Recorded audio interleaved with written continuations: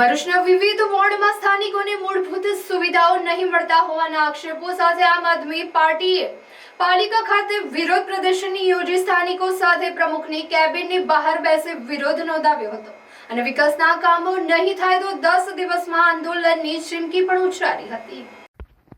ભરૂચ નગરપાલિકા વિસ્તારના વિવિધ વોર્ડોમાં મૂળભૂત નાગરિક સુવિધાઓના અભાવ સામે ભરૂચ આમ આદમી પાર્ટી દ્વારા નગરપાલિકામાં લેખિત ફરિયાદ કરવામાં આવી છે, જેમાં વર્ષોથી ભાજપ શાસિત નગરપાલિકામાં નાગરિકો પાસેથી પાણી વેરો, સફાઈ વેરો અને ઘર વેરો વસૂલવામાં આવે છે, છતાં અનેક વિસ્તારોમાં હજુ પણ ખુલ્લી ગટરો, બંધ સ્ટ્રીટ લાઇટો અને પીવાના પાણીની અછત જેવી ગંભીર સમસ્યાઓ છે।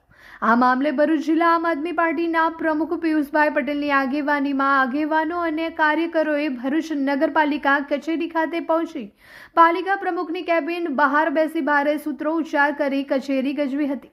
આ અંગે પિયુષ પટેલે જણાવ્યું હતું કે અગાઉ પણ અનેક રજૂઆતો કરવામાં આવી છે, પરંતુ કોઈ કાયમી ઉકેલ આવ્યો નથી। આજે વોર્ડ નંબર 2ના રહેવાસીઓ સાથે નગરપાલિકામાં ફરિયાદ નોંધાવી 10 દિવસમાં લેખિત જવાબ સાથે યોગ્ય નિકાલ કરવાની માંગ કરવામાં આવી છે। જો સમય મર્યાદામાં સમસ્યાનો ઉકેલ નહીં આવે તો નગરપાલિકા સામે ઉગ્ર આંદોલન, ધરણા પ્રદર્શન અને જરૂર પડશે તો તાળાબંધી કરવાની ચેતવણી પણ આપવામાં આવી છે।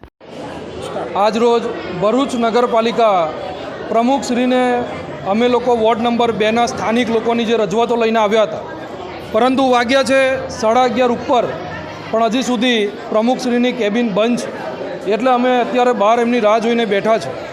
પરંતુ ભરૂચની જનતા 11 વોર્ડ આવે છે નગરપાલિકા વિસ્તારની અંદર। આ 11 વોર્ડની અંદર 44 કાઉન્સિલરો છે, એમાં ભાજપ અને કોંગ્રેસના કાઉન્સિલરો છે।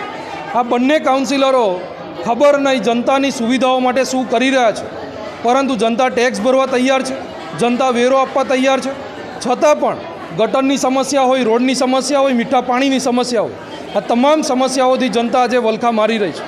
ત્યારે એની રજૂઆત અગાઉ પણ મૌખિક અને લેખિત ઘણી વખત કરી ચૂક્યા છે। અગાઉ સીઓ સાહેબને પણ આની રજૂઆત કરેલી છે। આની ઉપર કોઈ નક્કર પગલાં હજી સુધી લેવાયા નથી।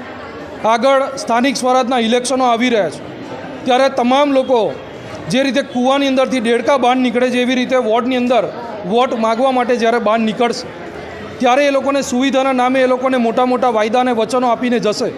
પરંતુ આ વખતે જનતા જાગૃત થઈ ગઈ છે। જનતાએ પણ એમનો 5 વર્ષનો જે કાર્યકાળ છે એ પણ જોઈ લીધો છે।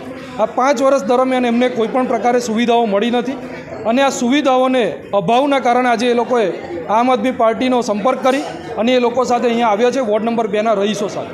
અગાઉ 5 નંબર વોર્ડના રહીશો સાથે પણ આવ્યા હતા, 6 નંબરના રહીશો સાથે પણ આવ્યા, આજે 2 નંબરના વોર્ડના રહીશો સાથે આવ્યા છે।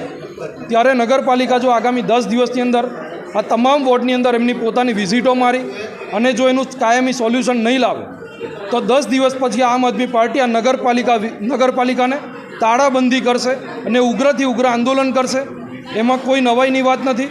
અને આ મીડિયા મેસેજથી હું ભરૂચની જનતાને પણ જાગૃત કરવા માગું છું કે આવા લોકોથી તમારે જોવાની જરૂર છે, આવાથી શીખવાની જરૂર છે।